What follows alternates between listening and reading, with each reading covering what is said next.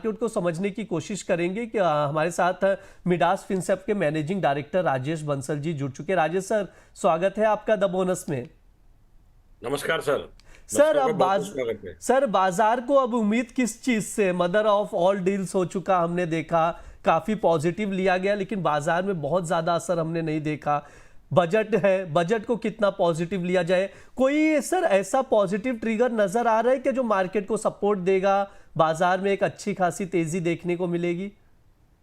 देखिए ब्रिज जी, पहले तो बाजार ने अच्छी खासी सपोर्ट ले ली है। जो बाजार में नेगेटिविटी चल रही थी उस डील से कुछ फर्क पड़ा है। बाजार बजट का और वेट कर रहा है, क्योंकि अभी तक जब तक एफआईआई पॉजिटिव नहीं होंगे तब तक बाजार में बड़ी तेजी नहीं बनेगी।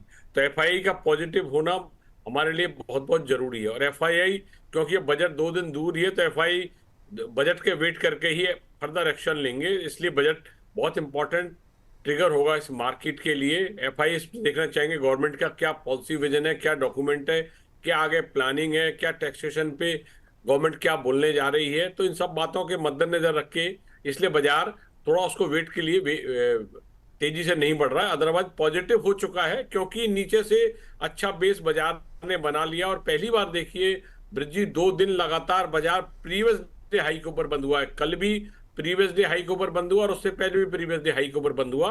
तो 2 दिन लगातार बाजार प्रीवियस डे हाई के ऊपर बंद हुआ है। और टेक्निकली बात करें तो फॉलिंग रेजिस्टेंस लाइन एक आ रही थी, उसके ऊपर भी ट्रेड हो रहा है।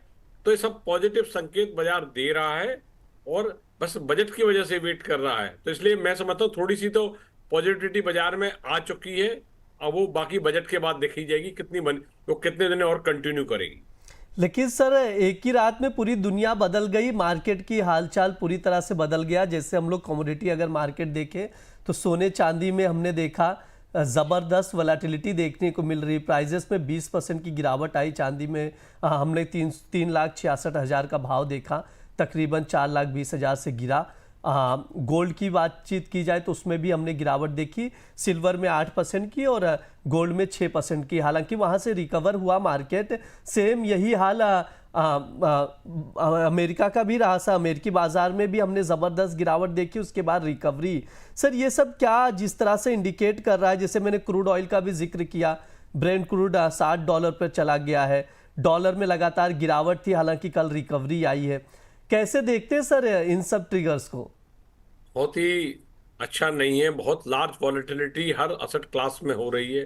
सिल्वर में तो कल अगर इंडियन मार्केट की बात करें, मैं देख रहा था फेब वाला सीरीज में 4,26,000 पे अपर सर्किट लगा हुआ था, नीचे में 3,55,000 का लो भी लगा। और कितनी शार्प फॉल आया उतना ही शार्प रिकवरी आई। ऐसी वॉलेटिलिटी में ट्रेडर्स का दोनों तरफ स्टॉप लॉस ट्रिगर हो जाते हैं। इनमें ट्रेडिंग करना बहुत खतरनाक काम है। खाली इन्वेस्टमेंट जो लॉन्ग टर्म के इन्वेस्टर हैं वही पैसे बना सकते हैं। ऐसे हमारी मार्केट में हो रहा है। बड़ी लार्ज वॉलेटिलिटी आप देखिए, 26,375 के हाई से 11 ट्रेडिंग सेशन में ही हम 25,920 तक आ गए। करीब करीब 1,400-1,500 पॉइंट की गिरावट। और वहां से उस लो से हम 500 पॉइंट ऊपर, 500-600 पॉइंट ऊपर की तरफ फिर बढ़ चुके हैं। तो ये बहुत लार्ज वॉलेटिलिटी है। बस इतना है कि नंबर ऑफ डेज में हो रही है। अच्छा नहीं है किसी भी मार्केट के लिए। अगर मार्केट थोड़ा सा कंसोलिडेट हो जाए 15 दिन एक रेंज में रह के, तो हम फिर नए मूव की बात कर सकते हैं। जी बिल्कुल। ये सब ट्रिगर्स जो है उसका इम्पैक्ट हम लोग देख रहे हैं। सर आज के लिए क्या रणनीति होनी चाहिए? क्योंकि दर्शकों के लगातार कमेंट आ रहे हैं कि सर से पूछिए आज के लिए हम लोग क्या स्ट्रैटेजी बनाए, क्या कुछ लेवल्स देखें। ब्रिज, कल नीचे के लेवल पे अच्छी कंसोलिडेशन देखी गई, इसलिए बाजार ने एक अच्छा हाई लिया। पर लास्ट के एक आवर में 25,400 से 450 के बीच में थोड़ी सेलिंग पैटर्न भी थे। तो बाजार इस रेंज में थोड़ा कंसोलिडेट होना चाहेगा फ्रेश मूव के लिए। और जब तक बाजार में आपको एक लेवल बता दूं 25,245 के ऊपर है, तब तक बाजार बुलिश है, पॉजिटिव है। और 25,700 के आंकड़े की पॉसिबिलिटी बजट वाले दिन भी हो सकती है, अगर ये लेवल नहीं कटता है तो आज इसीलिए हम पहले नीचे के लेवल पे खरीदारी करेंगे। अगर 270 से लेके 330 या 340 तक हमें स्पॉट निफ्टी मिलता है तो हम खरीदारी की बात सोचेंगे।